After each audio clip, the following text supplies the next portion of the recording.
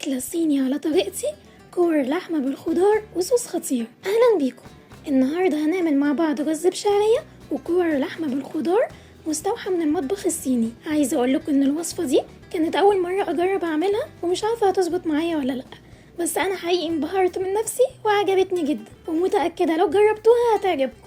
وعملت كمان طبق شوربة كريمة لحمة علشان ما نزعلش اللي بيحبوا الشرب على السفرة. يلا بينا نشوف مقادير وصفتنا الرهيبة دي. عندي نص كيلو من اللحمة المفرومة الملبسة، حطيت عليها بابريكا مدخنة وفلفل أسمر وكزبرة ناشفة وتوم وبصل بودرة وشوية من القرفة والزنجبيل، وحطيت في الآخر ملح وقعدت أعجن اللحمة بإيدي كويس قوي لحد ما اتأكدت إن البهارات اختلطت تماما فيها. أنا هنا استعملت معلقة صغيرة أشكل بيها كور اللحمة على مقاسها، وعملت معايا كمية حلوة، فخطر على بالي وقتها استغل شوية من اللحمة واعمل منها الشوربة.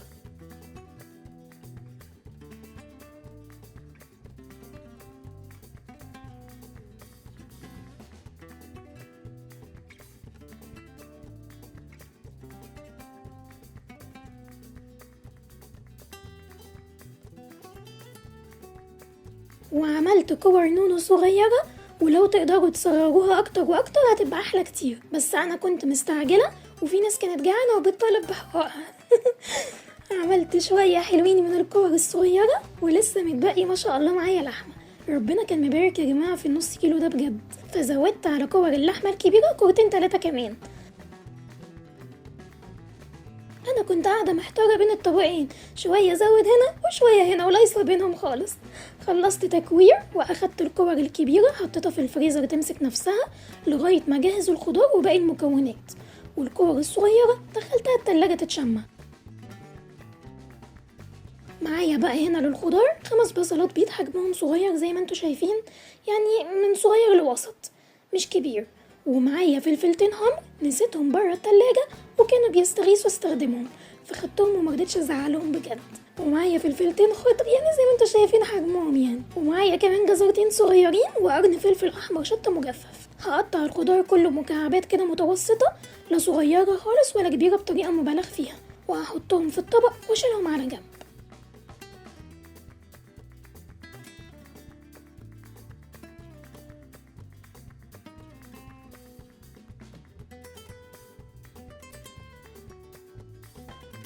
هنروح بقى على النار نعمل الرز، يكون كور اللحمة حتى مسكت نفسها شوية في الفريزر.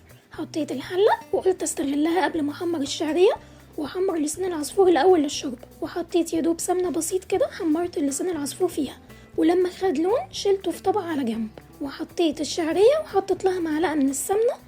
وانا هنا كنت غاسله الرز من بدري وحطاه في المصفى علشان يصفي ميته تماما وما يمسكش ويلزق مني في الحله وانا بقلبه مع الشعريه. عايزه اقول لكم ضروري جدا لازم تغسلوا كل انواع الرز، حتى لو كانت مغسوله بالفعل اللي هي بتبقى جاهزه دي معبأه، لازم تدوها شطفه سريعه كده. ونزلت بالرز على الشعريه وفضلت اقلب كويس قوي، وحطيت ملح بس معرفش ازاي ما طلعش معانا يا جماعه في الكاميرا، تقريبا ده كان الوقت اللي الكاميرا فصلت فيه من كتر السخونه. انا طبعا زي ما انتوا عارفيني انا بحط معلقه صغيره بس من الملح. هيجي بقى حد يقول لي الرز قد ايه، هقول لكم صدقوني ما اعرفش الرز بالذات عمري ما بحسب له الا لو رز معمر ومش عارفه ليه بجد. حتى الميه ما اعرفش ضفت قد ايه، بس زي ما انتوا شايفين كده، بس بالتقريب هتبقى عقلتين صباع كده.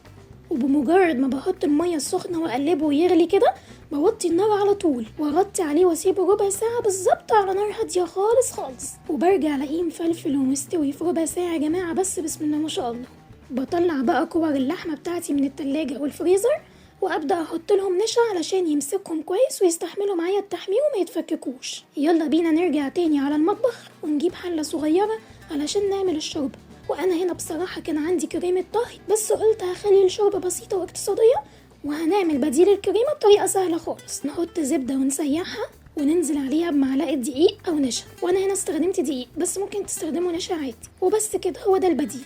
هنقلب الدقيق مع الزبده حبه حلوين واسيبهم كده يستووا مع بعض ثواني، وبعدين هضيف ميه من الحنفيه عادي بالتدريج لغايه لما احط كميه الميه اللي تناسب كميه اللحمه اللي انا عاملاها علشان الطعم يبقى مظبوط.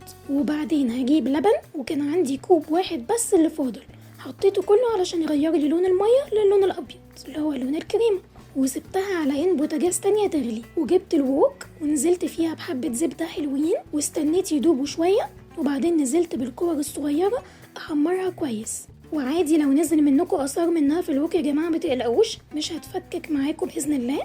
انتوا بس ما تضغطوش بالمعلقه اللي بتقلبوا بيها، يا دوب بس كده تبقوا بتقلبوهم في بعض على الهادي. وبعد ما اخدت اللون هرفعها من على النار ونرجع تاني لشربتنا اللي غلت خلاص.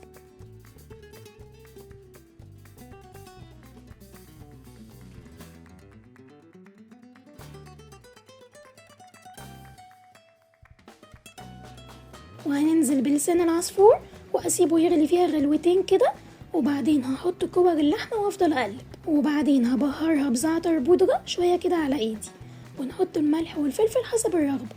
وهنا بقى هدعم طعم الشوربه ببهارات لحمه، ونقلب كله كويس مع بعضه ونسيبه ونروح لعين البوتاجاز التانية.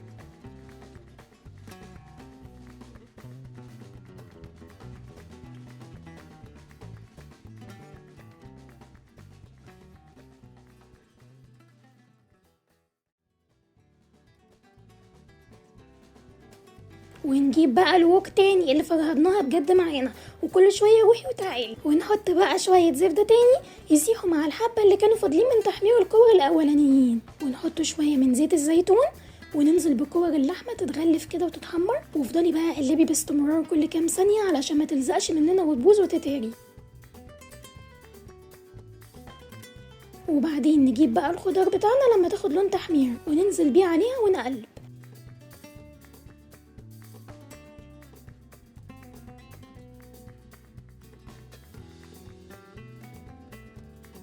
وهننزل ب3 معالق كبار من الصويا صوص الغامقة، ومعلقة كبيرة من صوص الأويستر، وحبة كاتشب بالبركة كده، يعني اعملوا بتاع معلقة كبيرة مليانة.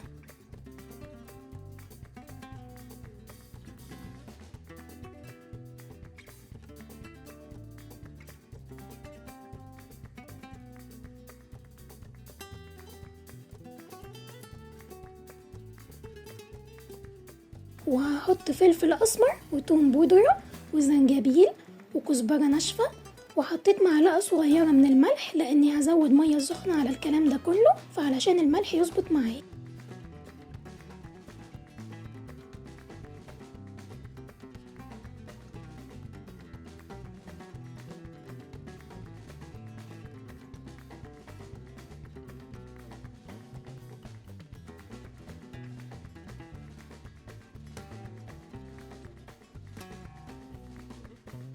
وبنزل بميه يا دوب توصل لنص المكونات، ما تغطيهاش، احنا بس عايزين نعمل صوص مش شرب، ويا دوب بس الصوص يتقل بسيط ومحتاجتش اضيف نشا، اللحمه كان فيها. اول ما بيتقل معايا هقفل على طول واغرف بقى الشوربه والرز وكور اللحمه. وعايزه اقول لكم طعم حكايه، صدقوني رهيب وهيعجبكم. اتمنى تدعموني بلايك وشير واشتراك لو مش مشتركين، وما تنسوش الجرس علشان يوصل لكم كل وصفاتي اول باول. هتوحشوني بجد واشوفكم في حلقه جديده.